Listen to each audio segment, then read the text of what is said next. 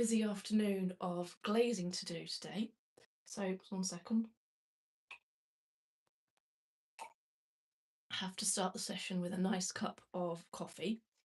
So, behind me, I am absolutely surrounded by sculptures. I'm going to show you some of them because I'm going to need your help with some of the colours. So, this one's finished and he's made from this sunflower came in a set. I bought some for the house to decorate, and I thought these looked nice. Yes, I would love to put real sunflowers in the house, but my cat Dennis eats everything, so didn't want to take the risk of him munching real ones. So I went for some nice handmade ones that are actually artificial that I can use year after year for my display. And I had one too many, so I thought, I can use this in a sculpture. So underneath there is a little chap, and he is stood. He's all very green, so he blends into the sunflower. He's actually stood on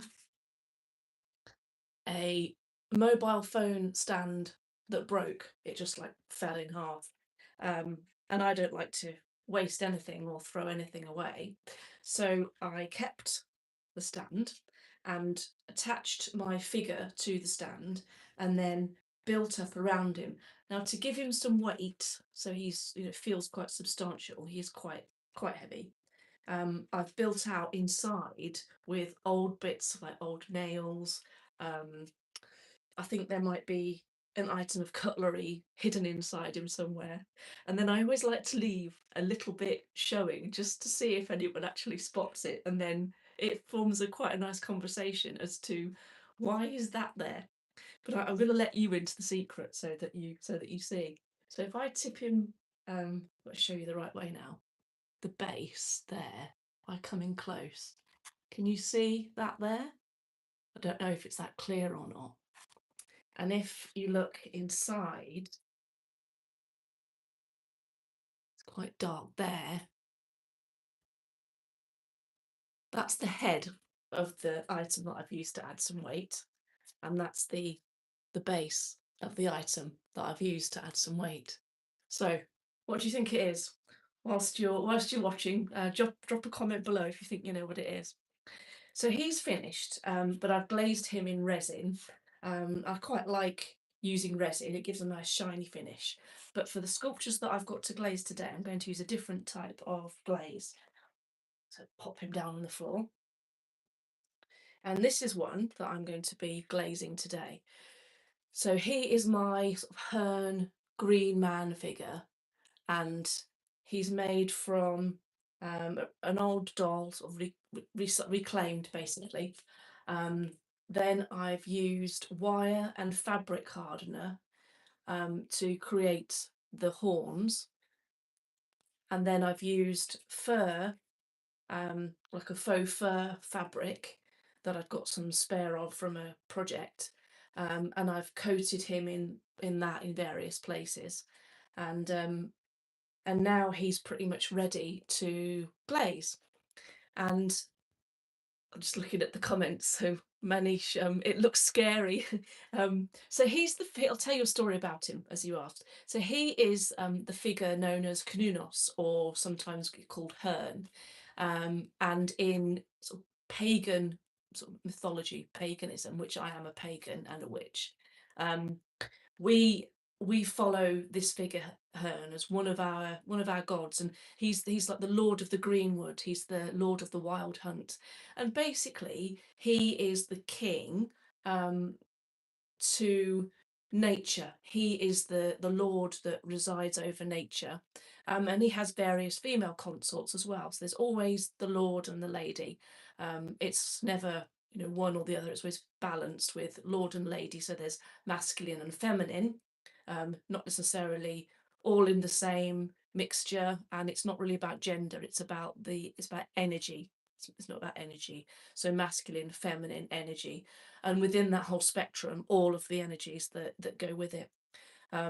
but we have our Lord of the Greenwood, this chap here, that gives us something physical, embodies the energy, particularly as we come into the summertime and everything starts to grow and spring is bursting, and that's what we celebrate. There's 8 festivals, and each one is celebrating either a solstice or an equinox, or sort of halfway in between. So every 2 months we get to party, which is cool. So back to the artwork. So what I'm using, because I use recycled, upcycled, reclaimed, all sorts of odds and ends in my artwork, because I believe in helping nature to thrive and trying to do the best I can for the environment. So we found this in my husband's uncle passed away a couple of years ago, and this was in his garage, a full tub of this. Now, most people would just clear out a house and it would all go to the tip, but I've had Uncle Alan's PVA, and I'm about to use that with a bit of a crappy brush. Didn't cost me very much at all, and I'm just going to get a bit of it on the brush. And I'm going to try and do this back to front. Just looking at the comments. So Manish said he's the king of nature. What's his name? So we call him Hearn, or he can also be called Canunos. And then you've said, why would you put kerosene? There's no kerosene in it. I mean, kerosene is a hydrocarbon, isn't it? You can burn kerosene. He's not, nothing about in kerosene in him. So I'm going to do it backwards so that you can see what I'm doing. So I'm just applying all around where I've got the facial features and the painted surfaces here, because it's these parts that I don't want the paints. I've used acrylic paint. I don't want that paint to come off. So I'm basically sealing everything in, and I don't need to cover the whole sculpture. And when it dries not white, it dries clear. And that means that it has a really good way of stopping the paint from chipping, but it doesn't detract from the colours. It doesn't change the colours. And I quite like the matte finish that it gives. So that's what I'm using here. Just having a look at the comments. So Next Door has said, what are those? So these are my sculptures that I've made from recycled, reclaimed, upcycled bits and pieces. And I make these artworks to sell at festivals. I sell them online, and I sell them mainly at festivals. I've got 2 coming up in May. So the first one is the Festival for Pagans and Witches, and that is in England, in Coventry. And the next one is the Festival for Witches and Fairies, and that's in Silverstone, also in the UK, and that's at the end of May. And then in June, at the end of June, I will be taking my pieces to Glastonbury. So for those of you that maybe don't know where Glastonbury is in the UK, it's a very, very small market town. And in Glastonbury, it's a very spiritual place, shall we say. And I know that they have the festival there, which is what most people know it for, but actually the town is very spiritual, and it incorporates all different religions.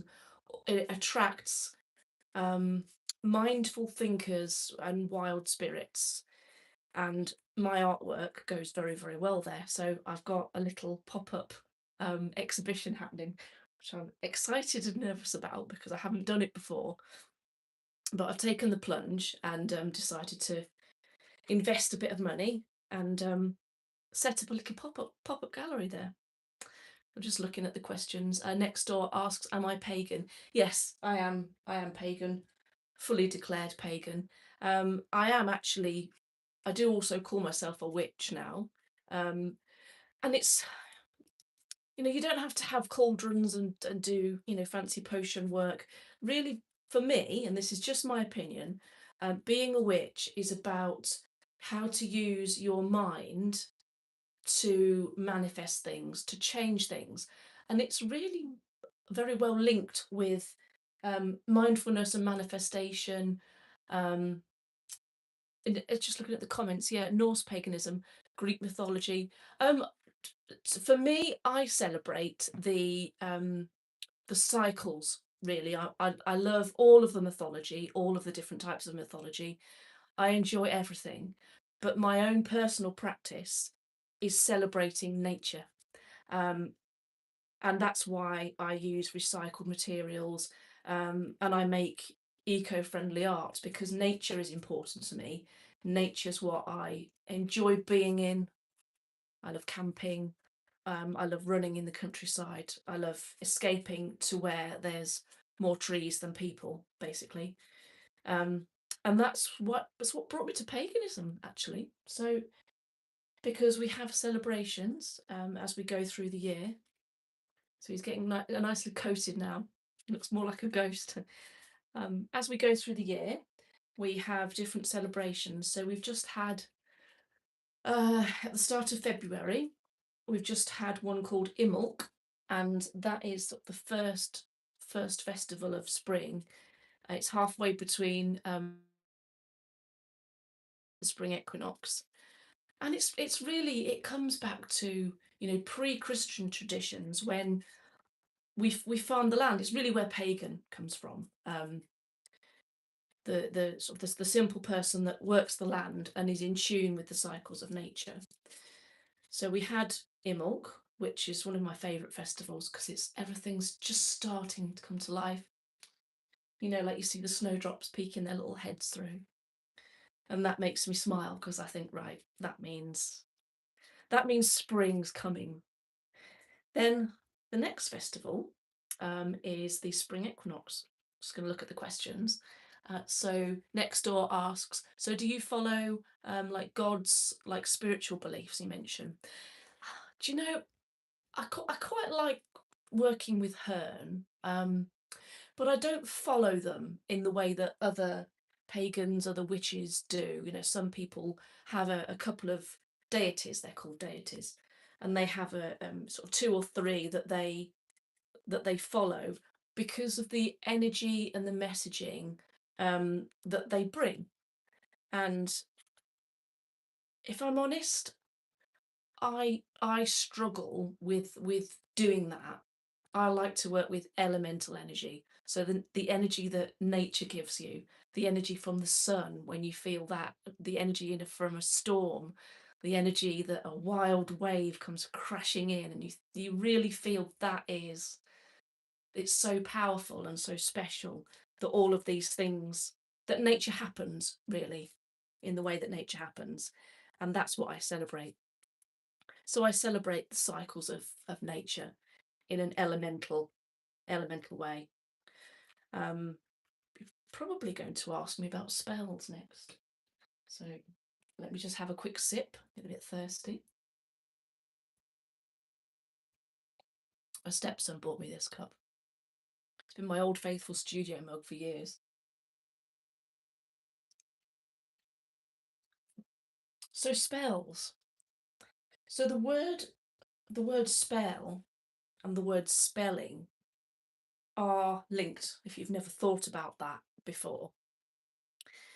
And when you say something to yourself, the mind listens to what you say to yourself. And this is the basis of um, affirmations and all sorts of things. And even in a spell that involves more ritual, say, for example, cutting a piece of cloth, wrapping a hair, binding it with twine, lighting a candle, using oils, walking around a circle in a certain direction, they all have words in them. And the ritual is really just there to focus the mind into the words, because the words go into your head. What you say to yourself, your subconscious mind listens to. And your subconscious mind, this is an important bit here, your subconscious mind cannot tell the difference between reality and visualization. So when you visualize something, I'll give you a good example in a minute that you hopefully can relate to. When you visualize something or say some words to yourself, your mind listens. And if you're saying unkind things about yourself, like you look in the mirror and say, oh, gosh, I feel really ugly, I don't feel very pretty. Your mind takes that in and it affects not just your mindset, but it also affects how all of your cells regulate and work. I've been looking into this recently as a scientist, and it's absolutely fascinating, absolutely fascinating. So here's an example for you. So if anyone's good at sport, I'm not, so do not ask me sport rules because I have no knowledge whatsoever. But if anyone's good at, say, sport or dance, that's another good one as well. When you're learning something, I'm going to use dance actually because I can relate a bit more to it. When you're dancing, you learn a routine, which I'm doing this in Tai Chi at the moment. You're learning moves. If you just think about them when you sort of lie in a quiet place or sit in a quiet place. Oh, next door has to go now. Sorry. Nice to see you anyway. Drop by again. It's been nice to have your conversation. So, where was I? Yeah, dancing. So, when you're learning the moves, if you find yourself in a nice quiet space, you can actually start to rehearse the moves and link them together in your mind. And what that does is it reinforces the neural pathways that you actually use when you come to do the physical move. And it's practice. So not all of the practice, and this word practice is where it comes from really, not all of the practice is physical when you're learning something practical. It can be in your mind. You know, it's all in the mind, as they say. And it really is. It really is. Very difficult to sometimes change your mind. But that's why we say, you know, I think I'll change my mind. And because you say, I think I'll change my mind, you're thinking that you want to change what your mind is doing. And therefore you will. It's inevitable because you've just said it. You've said it to your mind what you're going to do, and therefore you do it. Now, I suppose some people could say, oh, this is it's a bit woo-woo, you know, it's a bit out there. But there's tons and tons and tons of literature on this subject, loads and loads and loads, and I find it a fascinating subject and very much enjoy incorporating this into my paganism and witchcraft practices, and therefore into my artwork. So this chap now is nicely white in all the places that the paint would be fragile. You can see already on his face it's starting to dry and go translucent. So I'm going to leave him to dry, and I'm going to ask you now, this is the participation part. You can't just sit and watch me, you've got to get involved. It gets a bit lonely in the studio. So what am I going to show you? So this is one of my witches that I've made, and she's made from all sorts of weird oddities. In fact, just thinking inside her somewhere, she's actually got some old cutlery. I try not to throw anything away. And I thought, oh, cutlery. Now, what could I use that for? So actually, let me show. Oh, she's lovely. This little one here. Right. So imagine in your mind, imagine a dessert spoon. Okay. This little witch, she's pregnant, and her little pregnant belly is the dessert spoon. Well, I thought it was a good idea anyway. So she's part of my Maiden Mother Crone series. So she's obviously the mother figure because she's got a little baby, well, looking at the size of that, probably 4 inside. And she's ready to be painted, but I need your help to see what you think colour-wise. So these are the options. Option 1 is to go for sort of a colour like this green chap, like he looks like he's just stepped out of the forest because he's painted in green, so he looks like he's covered in moss.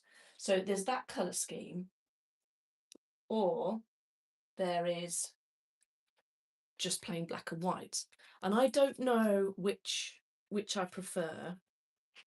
I don't know whether to give them a colour, so not really sure.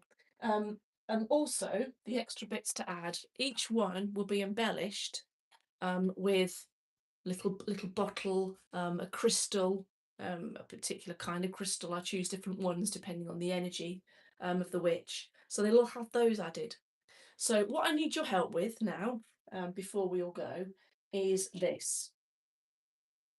This is the black form. This is half and half, painted with a colour.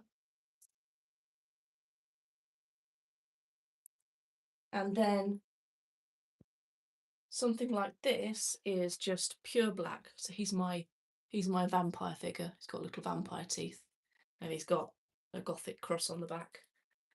So what do you think? Let me know, put some comments in if you think you've got some ideas. Do we go all black, or do we go colour? That's kind of what I need your help with. So I'll leave you with that to think about, and if you've got some ideas, drop them in the comments now before I sign off. If not, please do like and subscribe if you'd like to hear more from me and see what these look like when I've finished them. Then subscribe to my YouTube channel. I'm on all the socials as well, so you can follow me anywhere that suits you. And if you're around Coventry at the start of May, then do pop to the festival, because you'll see all of these little beings available on my stall. Right, that's enough for me now. So I'm just going to check the questions and make sure I answered any questions. And oh, there's one question from Manish. So I'm from the UK, so I live in Staffordshire, which is right in the middle of the UK. So I couldn't be further from any coast really if I tried. But we're surrounded by lots of beautiful countryside, which is great. And Coventry is in the Midlands as well. We're classed as the Midlands, and so is Northampton, which is where I am at the end of May, which was actually where I was born. So going back home. Anyway, it's been lovely to see you all. Thanks very much for joining. I do appreciate it. It's always a bit weird and nerve-wracking doing a live, but it's how I get to meet new people, so it's great. Right, I'm going to sign off and have a wonderful Friday, and see you soon. Bye for now.